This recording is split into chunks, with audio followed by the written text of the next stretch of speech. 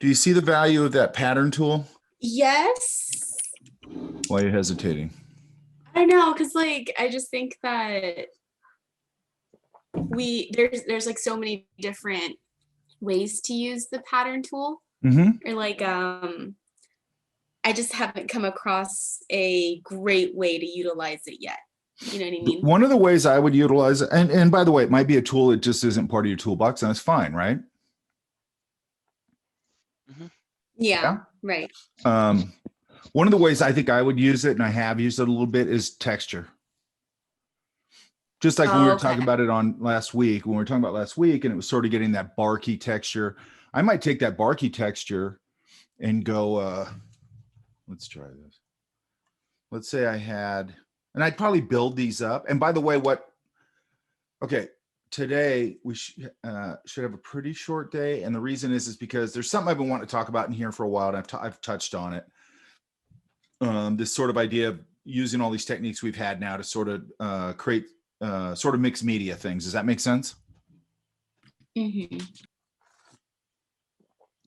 So I did a demo on this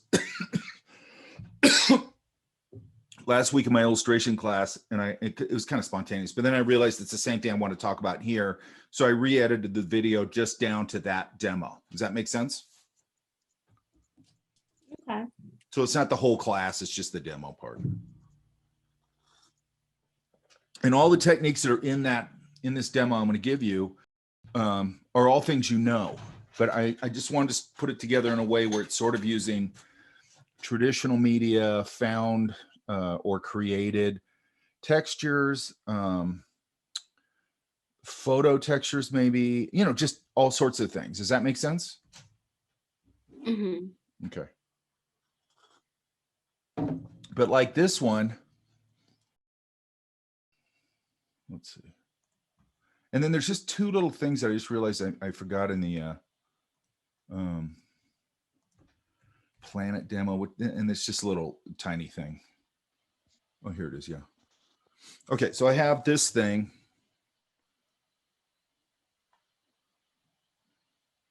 Let's go smaller. Actually, let's do two things. I'm just going to go straight across here.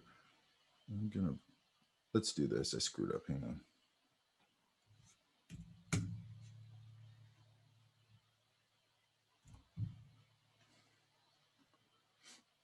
I mean, obviously, it's just one thing, but.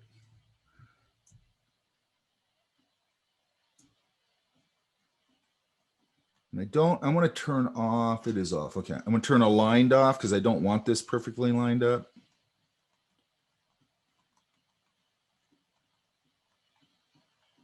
I'm just going to go straight across here. Maybe I'll make this a little harder brush.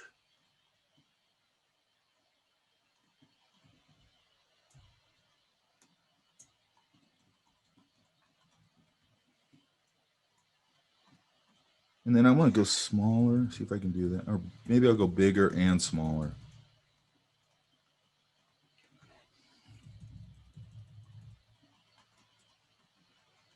And what I'd want to do here is break it up. I'd come in maybe with my mixer brush, maybe with my smudge brush, probably in this case, just my smudge. Get rid of these kind of things. That's too much. Just kind of get rid of things that feel like they're repeating.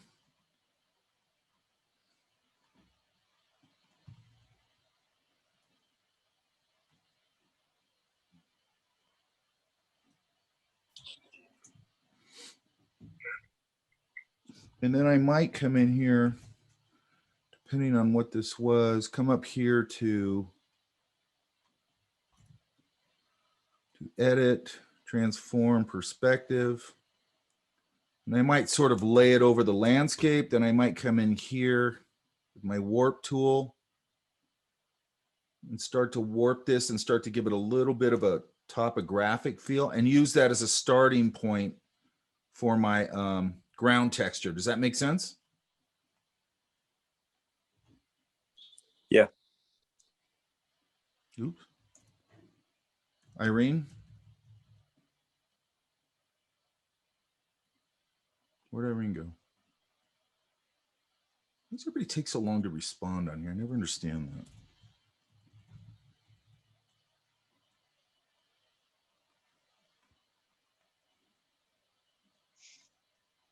that. Irene.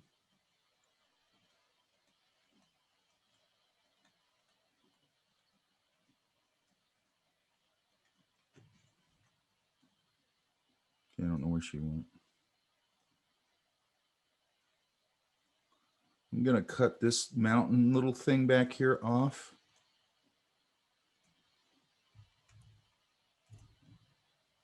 Let's do this.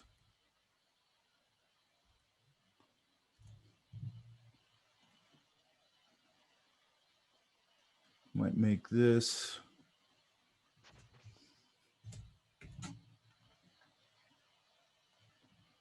Cooler.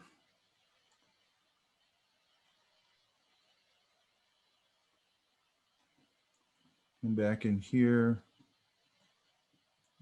Start blurring that edge again.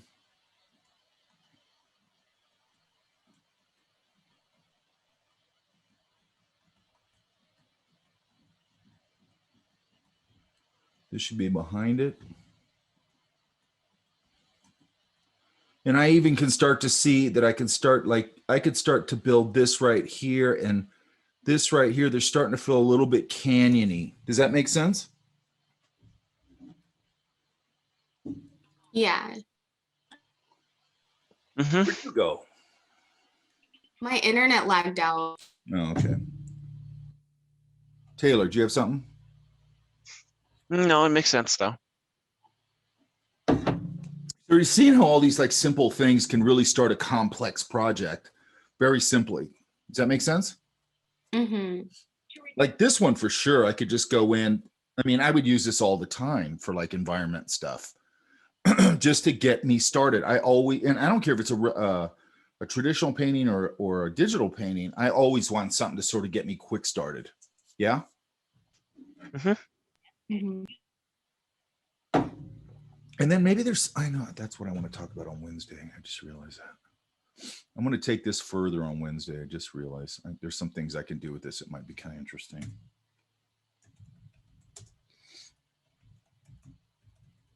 And I haven't covered that tool yet.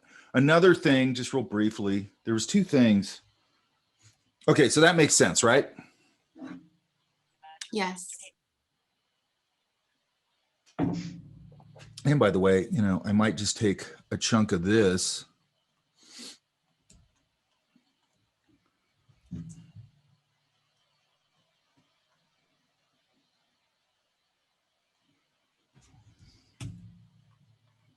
Let's try this. I'd probably have to smooth a little of that out, but just maybe come in here. Oops, I'm on the wrong layer. It should be here.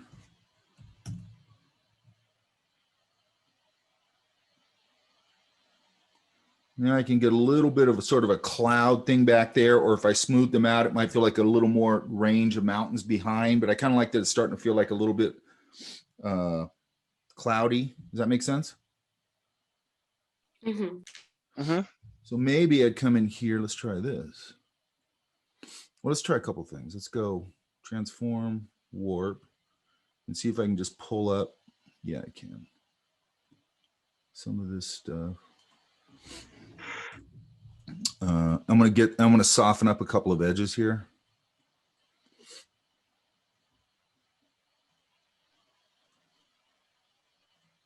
That's probably a little too much. Hang on. And I could just soften up some of them. Leave some of it a little bit more. And then let's see if we can go the other way. Yeah. So we can go the other way. And now I could come in here maybe and start to tint a little bit of this with a little bit of a warmth. Let's try that. So I'm going to make a mask out of these clouds. And then this works for me sometimes. I'm going to try it.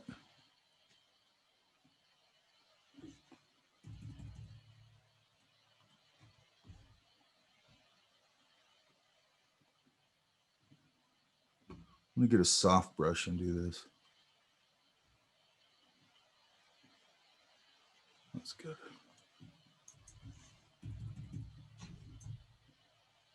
No. I want more of a purple. Hang on. What the hell is that?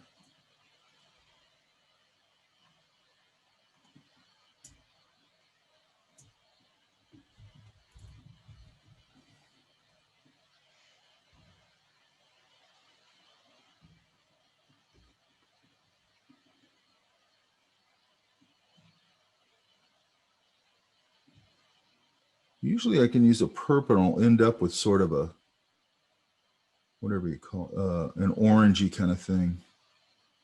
So let's see if I can't find that. Huh. So let's just do this. Let's do that.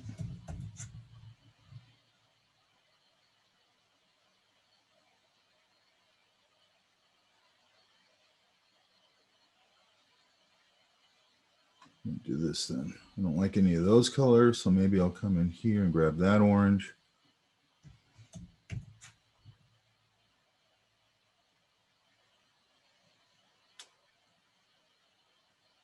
That's fine.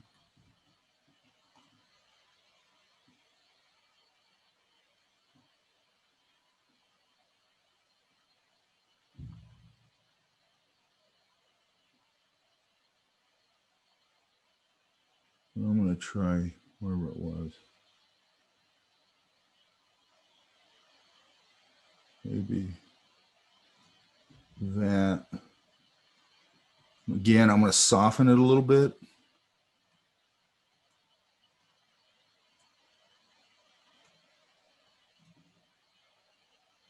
Maybe pull it down here.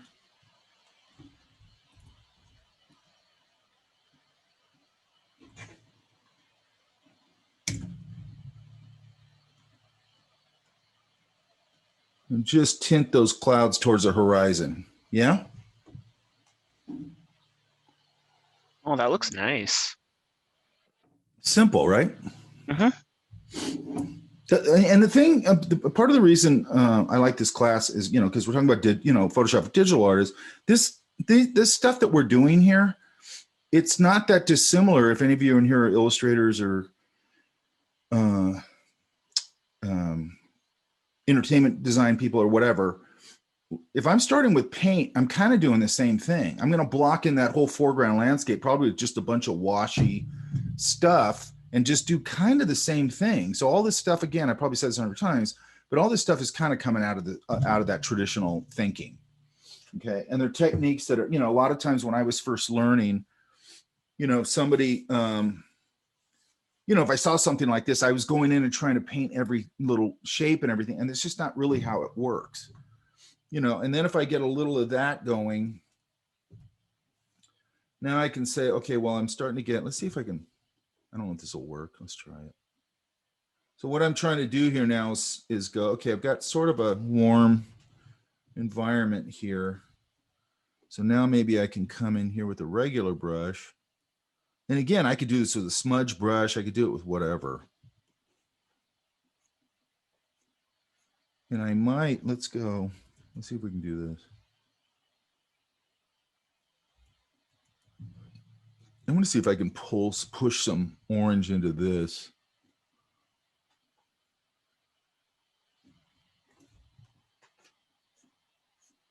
And I might start to define this a little bit, I might start going, I'm going to light some of the plateaus on the top part of this little canyon. I'd have to make sure my temperatures are working. And now I want to go back to a broken brush or a broken smudge. Or I could do it with a mixer or whatever you want to do. I might do it with a mixer and mix it into the surrounding thing a little bit. And start to define that that's the top. Yeah?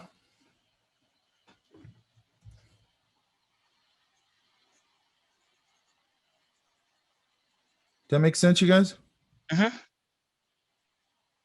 And then what I do is I come in here and I look for things that are already suggesting.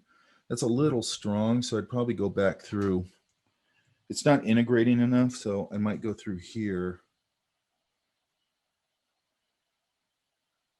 Roll through my spectrum and just go, why is that? It needs to be a little, I think part of this, and it's a little better. And then it's got to pull back a little bit. A part of this also, that's a little better. Does that make sense? Yeah. If I was going to light it that hot, I'd have to lead up to that. It doesn't look right if you just go super hot and then it just drops off. You know, usually it has to go super hot and then it still is going to warm up around those rocks and things.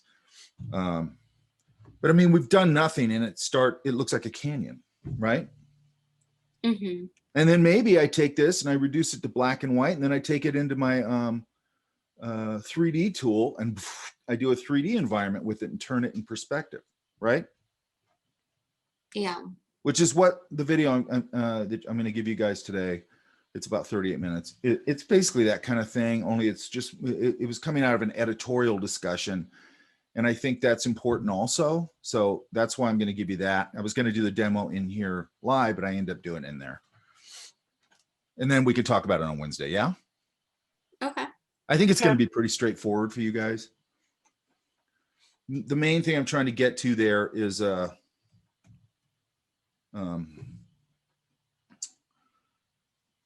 it's the same thing we're doing here, where, you know, using very simple ideas to start to create much more complex looking things. Okay. And they need to be like the one I'm going to put up, the mixed media thing. It can't, one of the things we talked about in there, and I think it's in the video, is you can't, because people see you doing that and they think you're just going, oh, you're just throwing a texture on it and then you're doing this and you're doing that. It's like, no, I'm thinking about what I'm doing here. It can't at the end look like a series of empty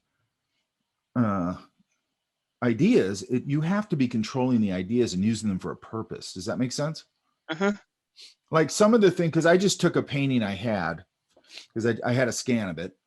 And then the guy who, you know, you guys have probably seen that thing, but it's a sketchbook painting, but you know, he looks like a trucker or something. So then in my mind, I start going, well, maybe this is about, because I kind of went down the dark road. And the reason I did that is partly because we're talking about Matt Mahurin. That's where the conversation started.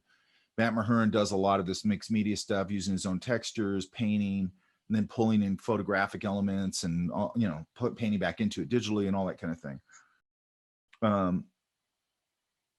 I like to give my brain some sort of thing. So at first my brain goes, well, maybe this guy, you know, he's a serial killer. But then I go, I don't like that. It's too dark. And I thought, well, maybe this guy's the town mechanic or whatever in some small town, but he has uses a pseudonym and he writes crazy murder mysteries or something. So then I have an excuse to kind of go down that path. Does that make sense? To make somebody, you know, who's a friendly looking person, make him look not like a friendly looking person. Okay, so the other thing. Okay, anybody have any questions on that? I don't think so. Irene? Nope. By the way, engaging interest in doing a plein air thing during the summer. So if anybody's interested in that, let me know. Okay. I'm interested. Okay. I just need to get about a number, and I'm guessing if I have, I don't know, 10 or something, it's fine. I think I'm going to concentrate mostly on gouache. Does that make sense?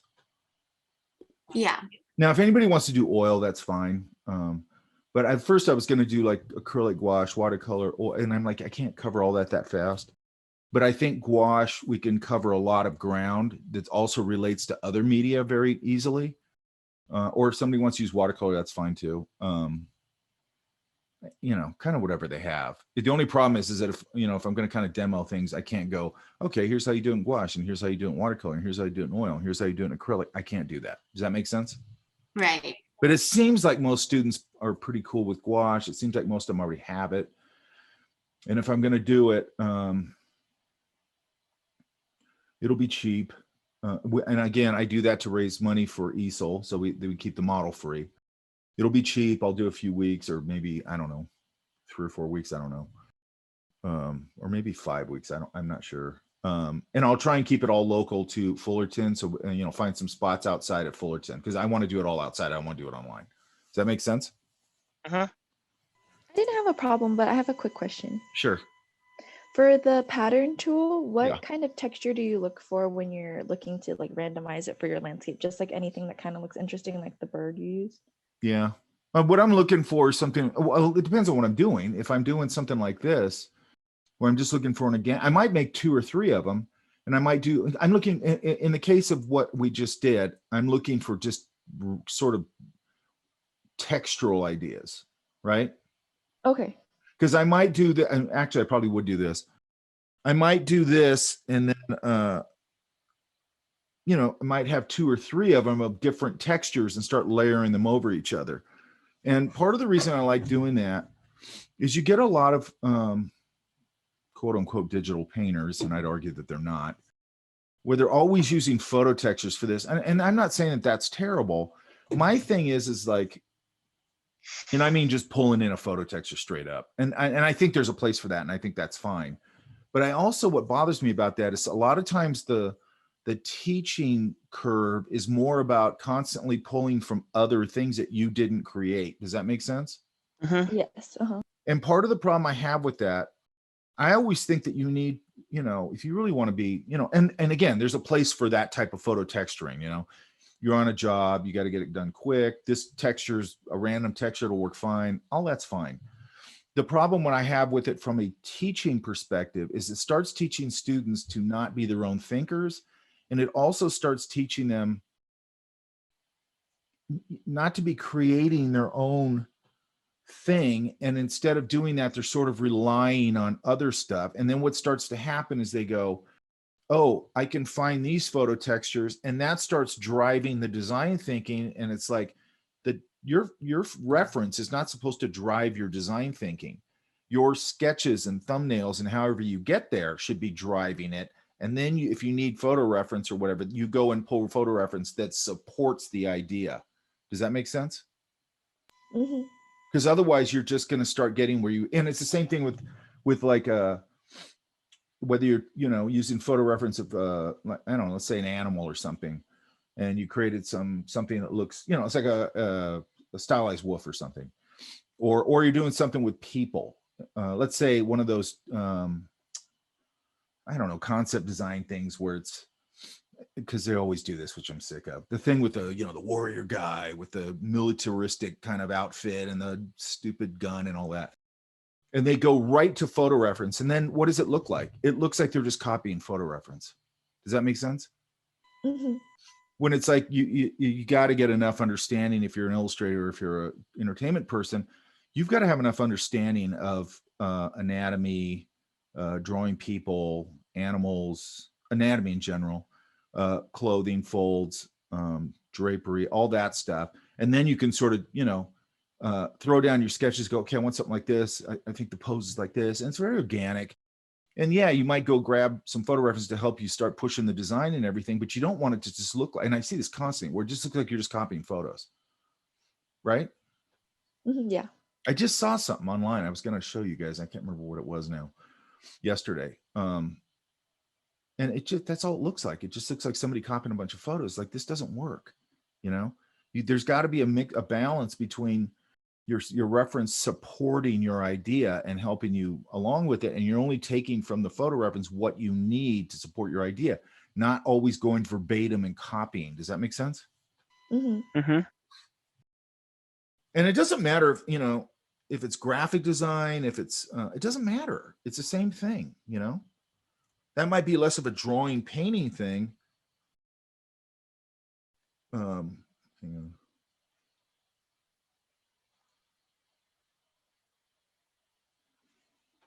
Because I might use this next class for something. There's a tool that I just realized I forgot to cover.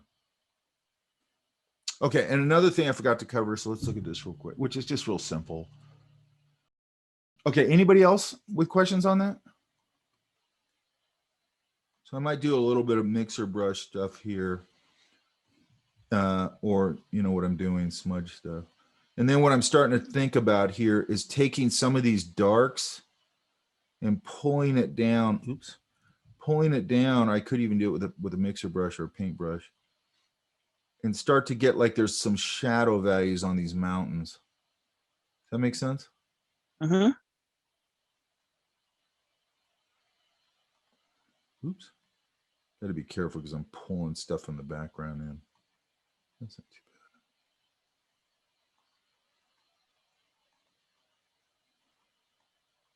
bad. You know, so I could start, and then here, I don't think I need these little hits right there, so I'll get rid of those.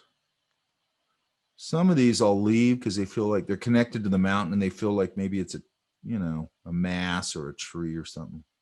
Like up here, these look like these could be trees or something.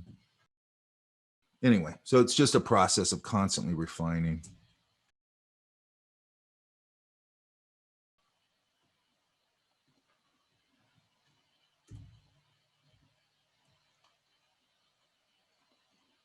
Same thing here. I don't know if I like, that's a little rough. I'll leave some of it rough, but not everywhere. You always want to manage your edges.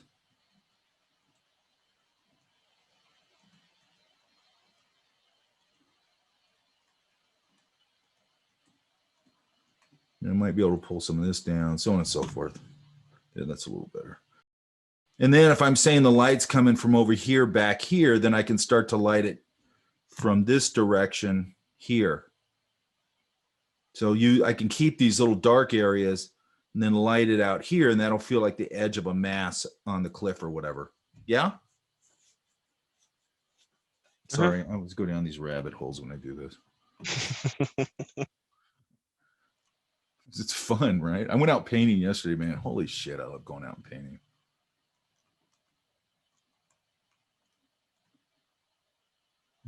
Okay, so I was looking for, there was two things I forgot. Hang on, let me see. Oh yeah.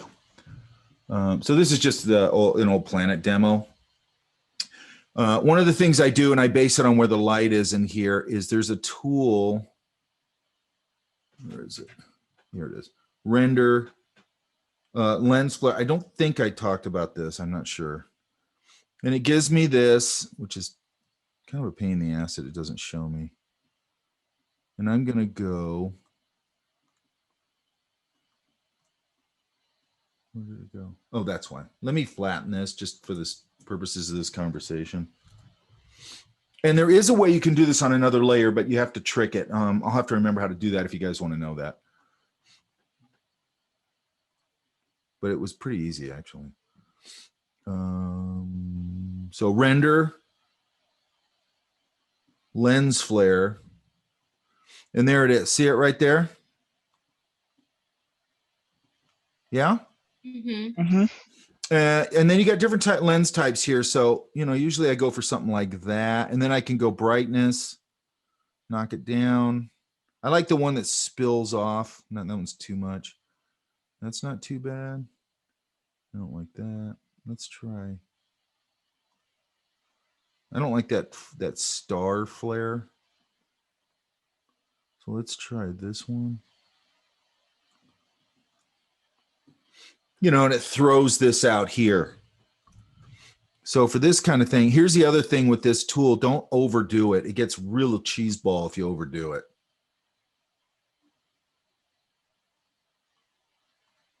Yeah, this one looks pretty good.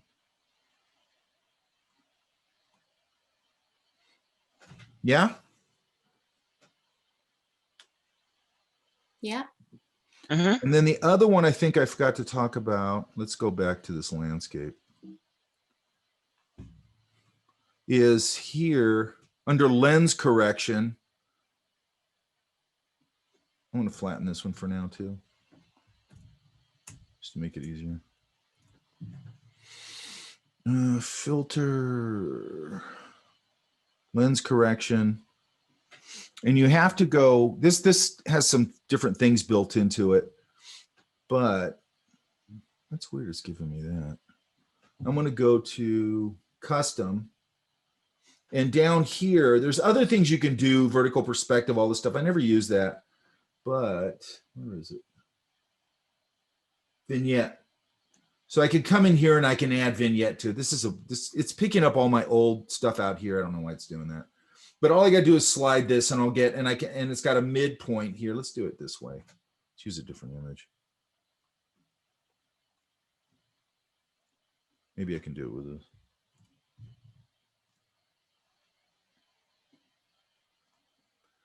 And the thing you got to remember is that it's under custom. It's not under auto correction. It's under custom. Why is this giving me problems? There it goes. Vignette. You know, I can go to a darker, lighter. Does that make sense? There we go. Yeah. And here's the midpoint. So that's just where it's going to start to fade. Now, all these things, again, these especially filter things like this, you got to make sure that you're being tasteful with them. Does that make sense? Uh-huh. I've had, it's really common. Students, they learn the lens flare or some other filter like that. And then the next thing they do is got lens flares all over it and it looks ridiculous. Irene. It's so neat though. It's a real, look, all these things are really powerful, but they've got to be used in tasteful, you know, what you'd never want to do is look at your illustration, whatever you're doing, it could just be photo correction. And I'm looking at it and going, oh, there's a lens flare tool, there's a plastic wrap tool, there's the drop shadow, there's the this and that, there's the bevel and emboss, there's the blah, blah, and that's all you're seeing. Does that make sense? Mm-hmm. And there was one other thing. I'm gonna go destination. I want to move this here. And then I should be able to go.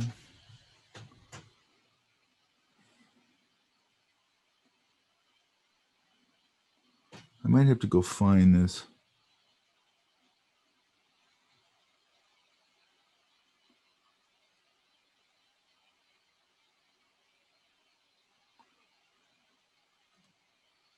Right here. Okay, so it's up under edit, under fade, patch selection. You see that? Yeah.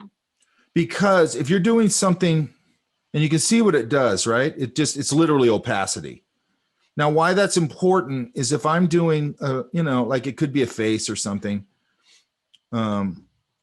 especially like a model or something like that. The selection, the destination where I take it to might be a little strong. So then I can go up to the image that where we just went to, which is under edit. And that's how you remember it because I'm editing the tool and fade patch selection. And I can pull it down a little bit so it'll blend into the flesh tone or whatever I'm doing a little nicer instead of being like bang, like something popped on the surface. Does that make sense? You can soften the edges around it. It just softens the whole selection. Okay. And it works really well with places like that where you're doing like, you know, like a model, you know, if it was it could just be a biopic or something where they have a lot of wrinkles or just something that, you know, the light catches it too much. And then if I take that patch from here and pull it down to here, it might just be too much where it's reading as I patched it. Whereas if I knock it down a little bit, it's going to fade into the surrounding area and just sort of soften it a little bit. Because what I was saying before is what you don't want to do with anything, but with, you know, things like that where you're doing, I've seen this before. I mean, probably all have. I see it a lot with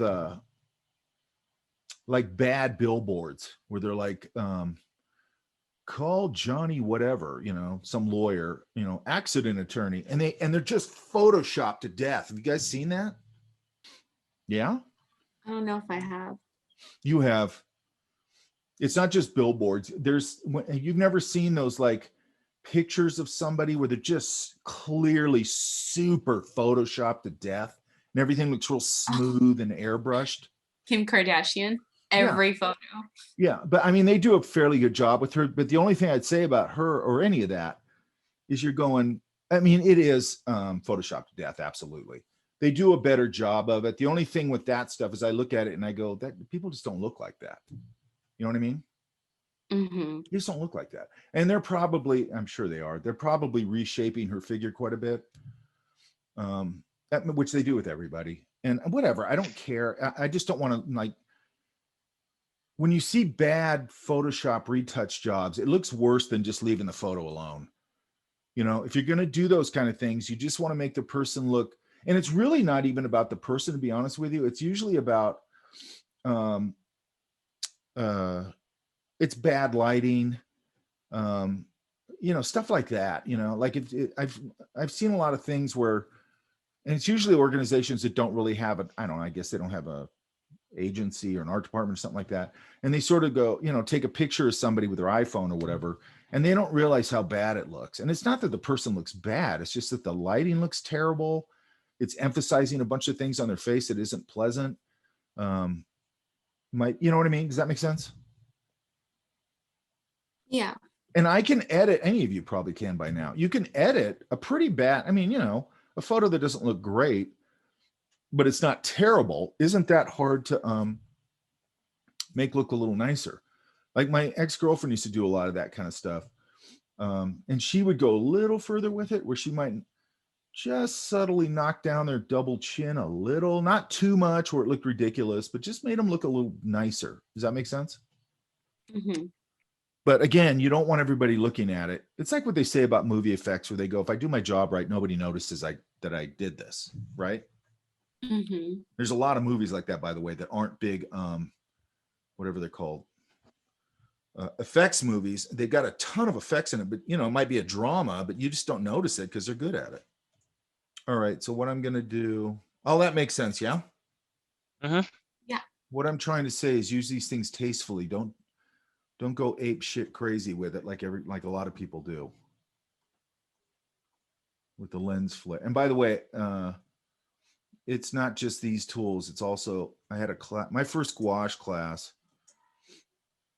The teacher we were doing a car rendering in gouache, and you know, he put a specular highlight on, I don't know, the windshield or something like that. And he goes, don't overdo that. Don't do, you know, star highlights all over the place, you know. And then some guy, of course, brought in his illustration the next week for critique, and he put those star specular highlights all over it.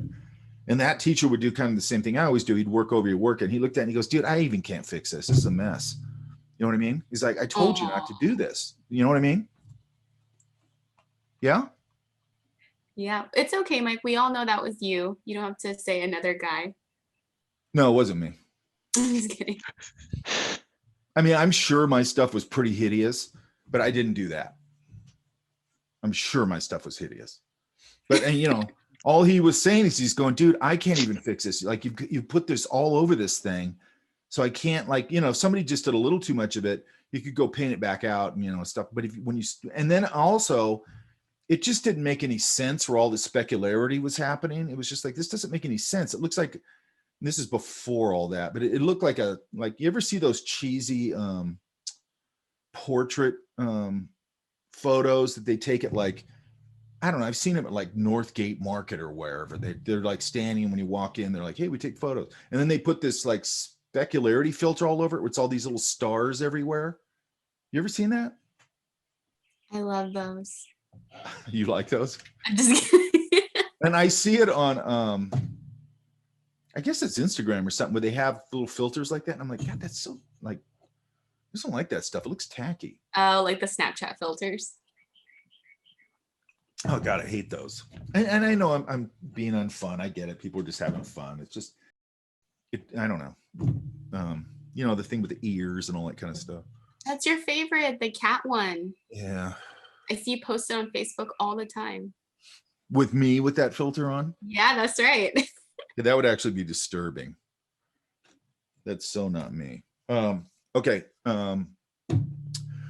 Right after this, I'm going to put the video up. Just take a look at it. I'm not going to give you an assignment on it because it's a big discussion about mixed media. What I really want to do is just come in on Wednesday and make sure that everybody kind of just gets my point of view on that. Does that make sense? Okay. And if you want to play around with it, play around with it. I'm going to do a longer form video of that.